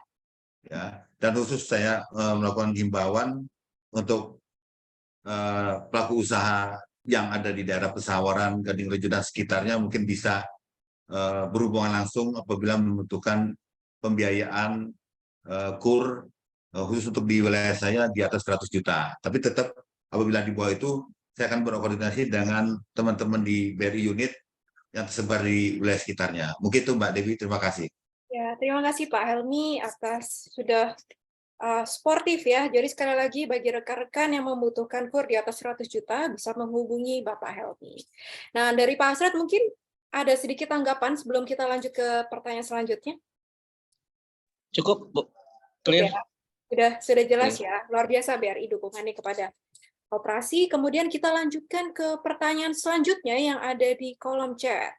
Nah, ini ditujukan kembali ke BRI dari Bapak Saung Bambu. Apakah atas nama lembaga boleh mengajukan KUR, contoh koperasi atau kelompok tani? Baik, terima kasih Mbak Debbie, dan tadi Pak Sepeng tanya Pak Saung Bumbu ini. Oh iya, Pak Saung Bumbu ya. Jadi baik Bapak, bagus sekali pertanyaannya terkait hal tersebut. Tadi dapat kita sampaikan berdasarkan mekanisme yang tadi kita pelajari berdasarkan skema bagaimana orang mengajukan KUR. Pada dasarnya BRI tetap tidak menutup kerjasama dengan klaster dan ataupun koperasi ataupun yayasan manapun. Namun demikian, perlu menjadi perhatian berdasarkan Permenko tahun 2022 dan sampai hari ini belum ada perubahannya, gitu kan. Maka untuk pengajuan KUR itu masih terpatok berdasarkan ketentuannya menggunakan pengajuan secara individu. Nah, di sini apa yang menjadi fungsi bagi si koperasi ataupun yayasan ataupun kelompok tani yang menaungi adalah merekomendasikan bagaimana memberikan sebuah rekomendasi ataupun memberikan sebuah semacam garansi bahwasanya orang ini adalah betul anggota saya, gitu kan. Kemudian memang yang bersangkutan memiliki kapasitas usaha X, Y, Z, gitu kan, yang memang omsetnya sekian. Nah, setidaknya apakah itu menjadi satu pertimbangan mutlak untuk melakukan analisa apakah kreditnya diterima atas rekomendasi tersebut? Belum tentu. Melainkan itu menjadi salah satu pertimbangan kami dari tim perbankan untuk tetap kami uji kembali dari transaksinya, kemudian kita akan tanya suppliernya siapa. Jadi penting sekali bagi kami, harapannya ketika kerjasama kita berjalan antara Koperasi Rimbun Jaya, itu harapannya tidak dengan Koperasi Rimbun Jayanya saja, melainkan off-taker dari produk dari yang dihasilkan oleh Koperasi Rimbun Jaya kita pun perlukan. Kemudian siapa yang biasa tempat Rimbun Jaya beli obat-obatan pertanian, obat-obatan obat-obatan peternakan, kemudian pangannya pertanian, pupuknya pertanian, itu tetap kita butuhkan. Artinya ketika kita menjadi satu ekosistem antara SIPOK atau sistem input output prosesnya di Koperasi Rimbun Jaya dan produk turunannya, itu alangkah sangat baiknya dan kita menjadi satu ekosistem yang cukup besar yang bahkan menurut saya OJK pasti akan mendukung karena posisinya itu memperkecil yang namanya jumlah uang beredar. BI akan mendukung. OJK akan memastikan kita punya transaksional itu terlihat dengan jelas sehingga ke depan bank itu kalau misalnya kita punya transaksional yang sangat jelas, Bu Debi dan Pak Asrat Tanjung, Bapak Ibu sekalian, itu tidak lagi datang ke rumah Bapak Ibu, tetapi cukup melihat dari mutasi rekeningnya saja kita bisa simpulkan berapa kredit Bapak yang bisa kita putus. Nah, itu sepertinya.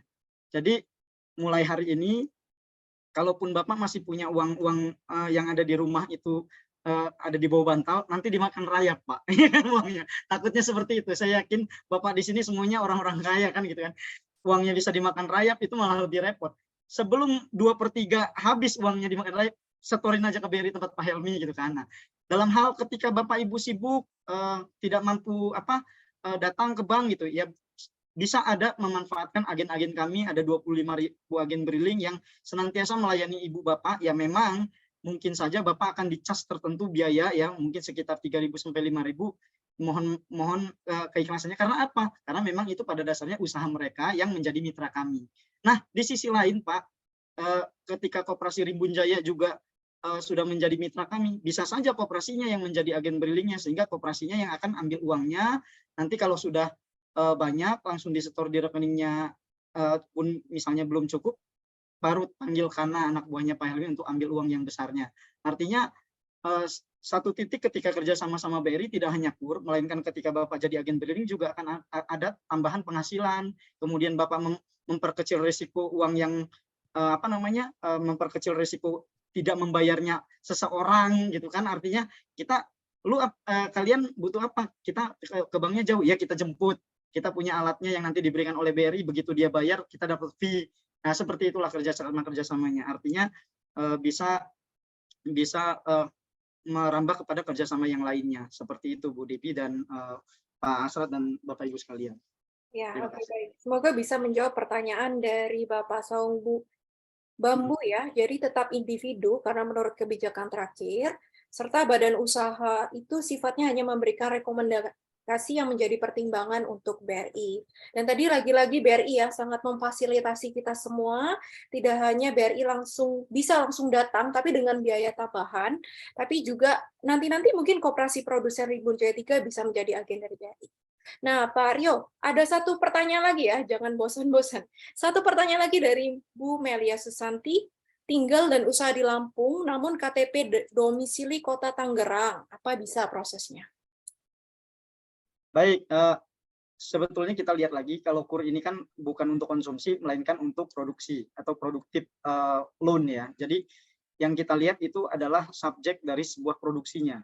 Maka lokus faktinya kalau dalam hukum adalah lokus fakti di mana usaha itu berdiri. Kalau dia yang bersangkutan adalah orang Tangerang, bahkan orang di luar Pulau Jawa dan Sumatera pun misalnya yang bersangkutan ada usaha di sini, bisakah mengajukan KUR di sini? Ya, jawabannya bisa, dan dibutuhkan tambahan syarat tadi selain KTP adalah alamat domisili usahanya yang memang disahkan oleh dari kelurahan setempat, Mbak. Gitu. Terima kasih. Oke, baik, sudah cukup jelas. Semoga bisa menjawab pertanyaan dari Bu Melia. Jadi, tergantung dari berdiri usahanya dan tentu ada tambahan syarat. Oke, cukup ya mungkin dari BRI. Kita berlanjut untuk pertanyaan ke OJK. Di sini ada pertanyaan dari Bapak Asrat Tanjung di kolom chat. Apakah debitur yang bermasalah bisa dipulihkan kembali? Tentu seumur hidup menjadi catatan hitam. Apa solusinya, Pak? Iya, terima kasih pertanyaan dari Pak Asrat Tanjung ya, Mbak ya. Ya, benar. Ya, jadi ingin menjawab. Jadi memang kalau ini kan berarti kaitannya dengan SLIK ya. Ya, artinya SLIK itu kan sistem informasi ya terkait dengan informasi kredit ya yang dibuat memang dibentuk asalnya dari dulunya Bank Indonesia, kita kenal mungkin BI Checking gitu ya. Sekarang kan SLIK. SLIK ini merupakan suatu sistem informasi Bapak dan Ibu yang memang dibentuk dalam rangka untuk menciptakan pemberian kredit itu menjadi prudent, artinya lebih hati-hati, kredit yang sehat. Artinya dengan adanya data itu, bank itu bisa mengecek bahwa nasabah yang akan diberikan atau debitur terkait pembiayaan itu adalah debitur yang baik dari sisi komitmen atau pembayarannya. Ya, kalau kita masuk lagi, artinya kan bank itu kan diharuskan pada saat memberikan kredit, dia harus melakukan analisa, gitu ya. Analisanya minimal ya, kalau yang minimal itu kan 5C. Dia harus nilai karakter orang itu, dia harus nilai capacity, kemampuan, keuangan, gitu ya. Terus dia harus nilai permodalan terhadap usaha tersebut. Terus dia lihat kolateral, kalau memang diperlukan, terkait dengan agunan untuk mengcover, dan yang terkait dengan kondisi, artinya kondisi usaha tersebut terhadap kondisi ekonomi yang ada. Nah, terkait dengan SLIK, mungkin yang tadi kita kadang bahasanya itu kadang daftar hitam, gitu ya, maksudnya artinya melihat bahwa itu adalah masuk ke sisi karakter, Bapak dan Ibu ya. Nah, bagaimana sih itu apakah bisa pulih? Bisa pulih, ya. Nah, dengan catatan gini, di SLIK itu data itu dipaparkan atau disampaikan itu adalah 2 tahun terakhir. Kondisi pembayaran dari debitur, gitu ya. Nah, kalau kondisinya pulihnya gimana? Misalnya pada saat ingin minjam, misalnya ini bulan Januari ya, sampai dengan Desember kita ternyata macet. Oh yaudah, mau kita bagusin di Januari kita bayar, gitu ya. Nanti pada saat laporan SLIK di posisi Februari nanti kita lihat laporan posisi Januari itu posisi debitur itu waktu Bapak dan Ibu tuh akan lancar. Tapi apakah akan kelihatan track record 2 tahun yang belakang? Tetap kelihatan. Artinya tetap kelihatan nasabah itu pernah macet, gitu ya. Pernah macet. Nah, bagaimana itu akan hilang? Hilangnya nanti akan berdasarkan waktu. 2 tahun Bapak terus jaga lancar sampai dengan 2 tahun berikutnya baru kelihatannya Bapak lancar terus. Jadi makanya ini yang kadang kala banyak pengaduan ya. Sering datang ke OJK juga, itu gara-garanya seperti itu. Artinya saya sudah lunas, saya sudah inikan, baru, tapi saya ingin dipulihkan. Nah itu nggak bisa Bapak dan Ibu. Artinya pulihkan itu dihapus posisi 2 tahun yang belakang itu dianggap lancar semua. Oh nggak bisa. Karena data SLIK itu adalah data historis. Gitu ya, data historis. Dan satu lagi yang mungkin saya jelaskan di sini sekalian untuk ini ya edukasi.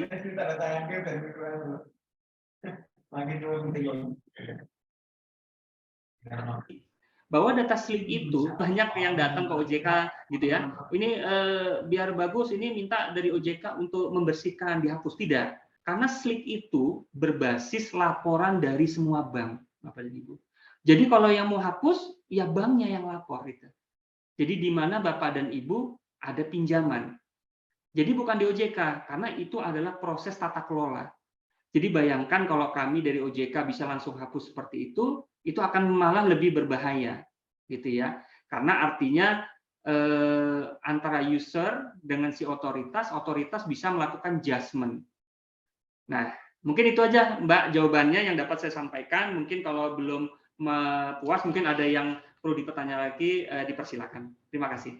Oke, baik. Jelas Pak, Pak Bangun Kurniawan. Terima kasih sebelumnya.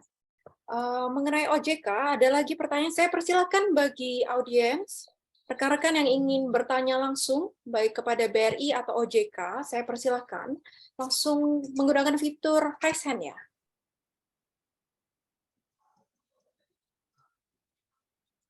Silakan dari Bapak Ibu jika ada pertanyaan mengenai tema kita pada hari ini, yaitu pola kerjasama program KUR Cluster dalam suplai peternakan di Lampung.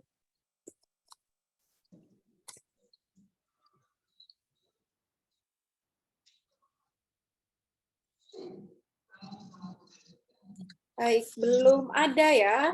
Oke, mungkin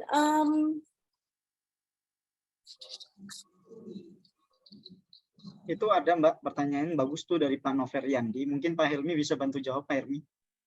oh, oke, baik. Saya bantu baca ya. Terima kasih sebelumnya Pak Rio Ponco. Ada pertanyaan di kolom chat dari Pak Noveriandi. Apakah yang sudah pernah pakai KUR BRI kecil sudah lunas, bisa kembali mengajukan pinjaman KUR kembali? Baik, terima kasih Mbak Dewi atas pertanyaan dari Pak Dr. Yandi ya. Iya. Plafon maksimal KUR kecil itu sampai dengan 500 juta. Jadi kalau plafon maksimal belum dimanfaatkan, misalnya Pak Novel baru ambil 200 itu. Nah, masih ada limit lagi atau kuota lah 300 dari sisanya apabila lunas yang masih bisa dimanfaatkan untuk tetap menikmati fasilitas pinjaman KUR kecil. Mungkin begitu, Pak. Oke, baik. Mungkin dari Pak Noveriandi mau memberikan sedikit tanggapan atau ingin lebih bertanya ke Pak Helmi, mumpung kita ada kesempatan bisa bertanya langsung dengan beliau. Saya persilakan Pak Noveriandi. Ya, terima kasih Pak Helmi. Mungkin sudah cukup, Mbak Dewi. Oke, baik. Sudah jelas ya. Terima kasih sebelumnya sudah mengajukan pertanyaan. Oke, baik. Saya kembalikan ke Pak Hasrat Tanjung. Apakah dari Koperasi Produsen Jaya 3, mungkin ada kendala lagi yang ingin dikeluhkan ke BRI ataupun OJK selaku pelaku industri? Sekaligus menjadi pertanyaan penutup kita. Cukup, Bu. Catatannya sudah clear. Ada beberapa catatan tadi yang saya tangkap bahwa dari OJK tadi pertanyaan saya mengenai bagaimana merehabilitasi nama tur yang bermasalah, dan tadi dikasih waktu tadi 2 tahun ya. Tahun tentu dengan bank yang mengajukan pemulihan itu. Itu cukup Bu. Silakan dilanjut. Oke, baik. Terima kasih, Pak Hasrat. Sekalian untuk menutup, saya mengundang Bapak Hasrat Tanjung, Bapak Rio Ponco, serta Bapak Bangun Kurniawan untuk memberikan pernyataan penutup atau closing statement mengenai tema kita pola kerjasama program KUR Cluster dalam suplai peternakan di Lampung. Silakan, Bapak Hasrat Tanjung. Oke, closing statement saya pertama, Rimbun Jaya 3 bergerak di trading, jadi hanya butuh waktu 2 bulan dalam mengeksekusinya. Nah, nanti tolong dibantu pembiayaan dari BRI. Nah, karena banyaknya permintaan ini, kami butuh kerjasama yang baik, dan kami juga sudah mengkonsolidasikan peternak-peternak yang bisa melakukan kerjasama dengan Rimbun Jaya 3 untuk bisa mensuplai kebutuhan e-katalog. Itu aja Pak Rio, nanti bisa kita lanjut ini kerjasamanya, mudah-mudahan ini jalan terbaik untuk kita. Itu aja. Ya. Baik, terima kasih Pak Hasrat Tanjung. Kemudian kita lanjutkan closing statement dari Pak Rio Ponco. Baik, terima kasih Bapak dan Ibu sekalian, Pak Hasrat Tanjung dan Pak Bangun, Pak Helmi dan Bapak Ibu semuanya, terkait tema kita hari ini, yaitu kita memastikan adanya pelayanan keuangan yang baik, kemudian kerjasama dengan pola yang baik gitu ya. Artinya di sini BRI sebagai lembaga keuangan resmi dari pemerintah yang dimiliki oleh pemerintah, kami pasti sangat mendukung penuh apa yang akan menjadi tujuan upaya dari teman-teman Rimbun Jaya dan koperasi produksi di sini ya. Jadi selain kita berbicara pinjamannya, pasti kami akan mengawali dari bagaimana transaksinya, ya kan. Ke depan kami mencoba untuk memastikan setiap debitur kami yang bertransaksi, kami sudah punya profilnya, itu akan lebih memudahkan kami untuk membuat satu jalinan kerjasama pinjaman ataupun simpanan. Tetapi ketika bank itu memberikan sebuah pinjaman, maka pastikan bank itu tetap membutuhkan darah yang namanya simpanan. Nah, mungkin di sini sebagai penutup, saya memohon kepada Bapak Ibu semua yang ada di sini, begitu bekerja sama dengan BRI, bertransaksilah di BRI. Artinya, dimanapun Bapak meminjam, disitulah Bapak bertransaksi. Terima kasih. Billahi taufiq wal hidayah. Wassalamualaikum warahmatullahi wabarakatuh. Luar biasa penutup dari Waalaikumsalam warahmatullahi wabarakatuh. ya, penutup dari BRI ya. Kemudian narasumber kita yang terakhir yaitu Pak Bangun Kurniawan. Ya, terima kasih Mbak Moderator. Terima kasih Bapak dan Ibu atas webinar kali ini ya. Kami sangat mengapresiasi terkait dengan webinar ini. Mungkin bisa dilakukan oleh yang lain ya. Artinya karena di sini kita berdiskusi sangat konstruktif ya dalam rangka membangun perekonomian ya, khususnya di Provinsi Lampung. Jadi kalau dari kami dari OJK itu sangat mendukung ya, artinya kami berkomitmen dari sisi otoritas itu terus mendukung artinya terkait dengan efektivitas kesuksesan dalam penyaluran KUR, khususnya KUR cluster, yaitu dengan terus bekerja sama, baik itu dengan lembaga pemerintah, dengan UMKM, ya dinas maupun dengan lembaga jasa keuangan lainnya, khususnya dengan perbankan, yaitu dengan tujuannya untuk memberikan dukungan ya pembiayaan khususnya kepada UMKM, tentu saja dengan akselerasi ekosistem digital ya. Artinya bukan hanya pembiayaan di situ ada pembiayaan, ada pendampingan, ada pembinaan gitu ya, hingga juga terkait dengan penjualan gitu ya. Agar kedepannya kami harapkan UMKM bisa menjadi terus fondasi ya perekonomian di Indonesia khususnya di Provinsi Lampung. Mungkin demikian saja. Terima kasih. Wassalamualaikum warahmatullahi wabarakatuh. Baik, luar biasa. Terima kasih dukungannya dari pihak OJK ya. Jadi di lain kesempatan dari OJK Lampung, khususnya Pak Bangun Kurniawan, tidak keberatan ya kalau diundang Koperasi Produser Rimbun Jaya 3 lagi. Oke, siap. Sebelum kita mengakhiri, saya mengundang Bapak Ibu untuk membuka bilik kamera sejenak. Kita akan mengabadikan momen kita pada sore hari ini. Saya persilakan sekali lagi untuk Bapak dan Ibu membuka bilik kamera. Kita akan melakukan sesi dokumentasi.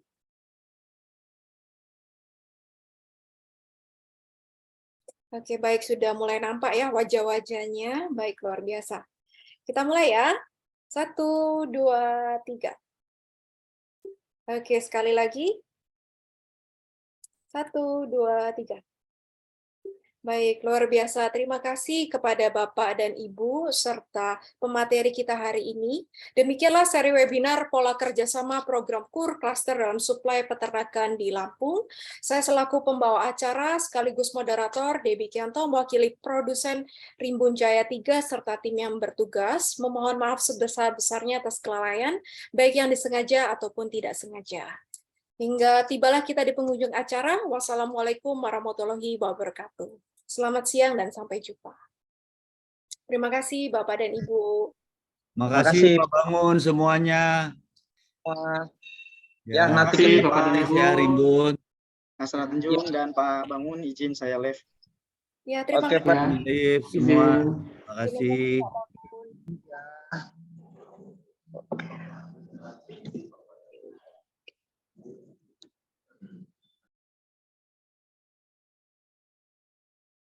Baik, saya akan tutup ruang Zoom-nya dalam hitungan